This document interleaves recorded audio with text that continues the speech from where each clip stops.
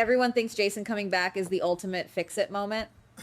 He is the guy who swoops in, neutralizes the threat, and brings everyone in for a warm embrace. People are expecting his eventual face-to-face with Anna to be this touching reunion of two seasoned veterans who have survived the worst the world has to throw at them. But if you ask me, we are looking at this entirely wrong. I strongly believe that this specific reunion is not going to be heartwarming at all.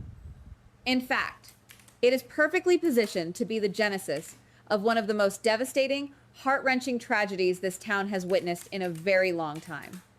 We are not heading toward a celebration. We are on a high-speed collision course with absolute disaster. Let us briefly ground ourselves in the current reality of the canvas. Jason is finally back home, and he is a changed man. His time in captivity has shifted his entire worldview, and his primary goal right now is to step away from the violent mob life and prioritize his relationship with Danny. On the other side of town, Anna has triumphantly returned to her post as the police chief. To the untrained eye, she projects total authority, sitting behind that desk and giving orders as if she has everything completely under control.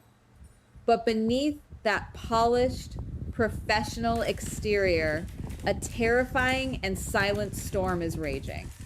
Anna is losing her grip on reality, and it is all because of the relentless, manipulative hallucinations of Peter that continue to plague her waking hours. We really need to peel back the layers of what is happening inside Anna right now. These visions of Peter are not just a fleeting symptom of post-traumatic stress. They are a malignant psychological tumor that is actively taking over her mind. I have been watching her closely, and this is where it gets incredibly interesting. Peter is not just a passive ghost haunting her peripheral vision. He is an active participant in her internal monologue. He is twisting her thoughts, feeding her deepest insecurities, and completely warping her sense of right and wrong. When a manipulator of that magnitude sets up camp in your subconscious, you stop being able to trust your own instincts.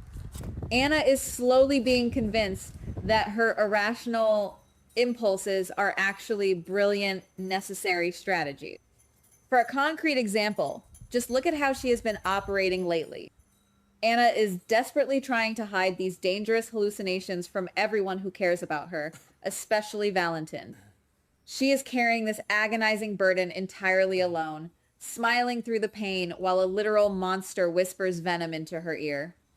This isolation is exactly what a parasite like Peter needs to thrive. By pushing her loved ones away to protect her secret, she is inadvertently cutting off her only lifelines to reality. When you are trapped in an echo chamber with your worst nightmares, your moral compass inevitably shatters. You begin to see malicious intent where there is only coincidence, and you start viewing innocent bystanders as active threats to your survival. This psychological deterioration brings me to the inevitable, tragic target of Anna's fractured mind. I firmly believe that target is going to be Carly.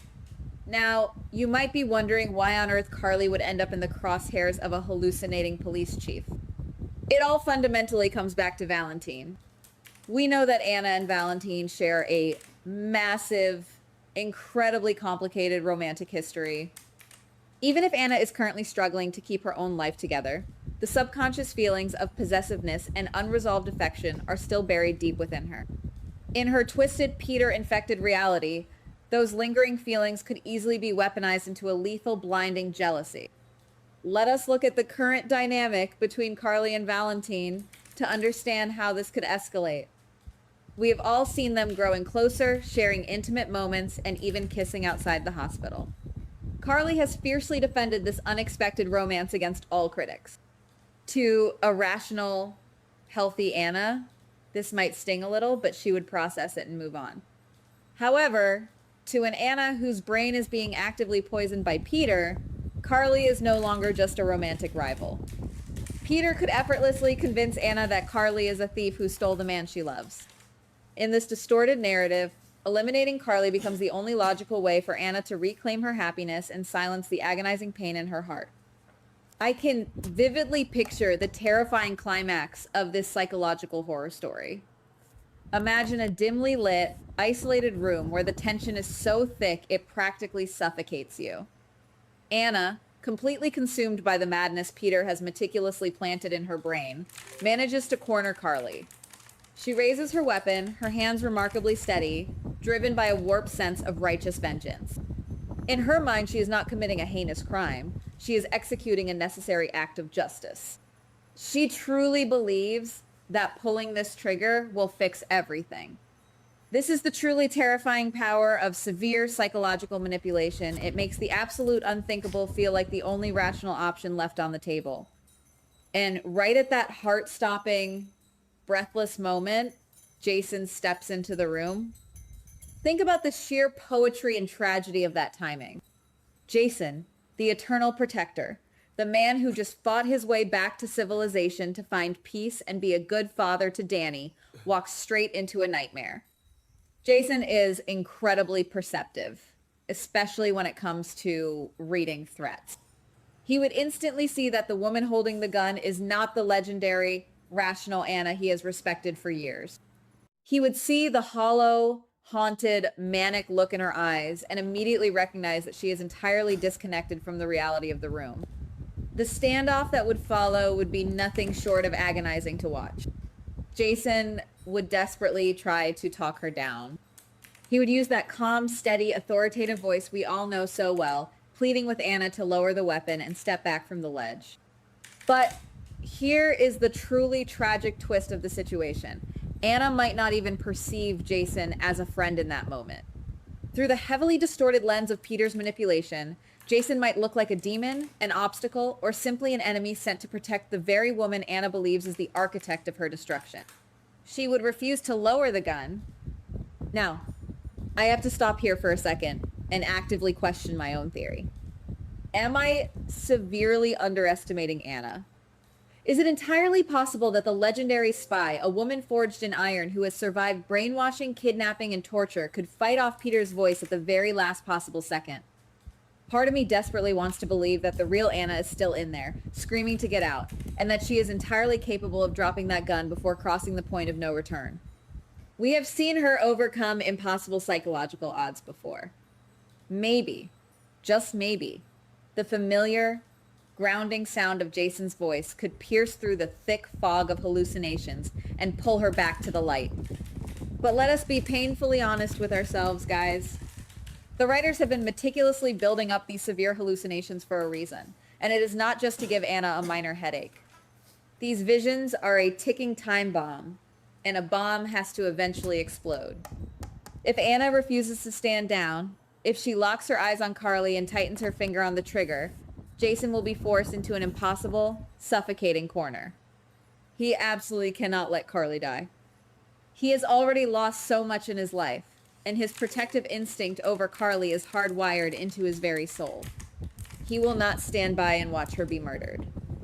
I deeply fear that Jason will have absolutely no other choice but to draw his own weapon. He would never ever want to hurt Anna.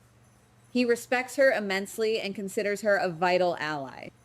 But in a split second where the choice is between Carly's actual life and Anna's violent delusion, Jason will shoot.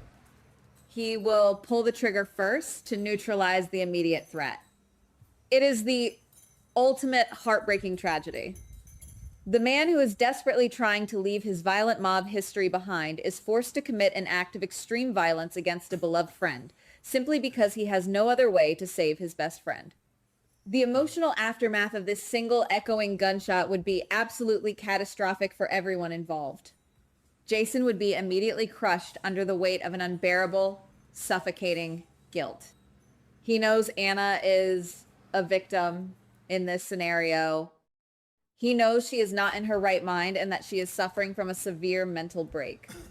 Having to shoot a legendary hero because she lost her mind to a dead man's ghost would haunt Jason for the rest of his life.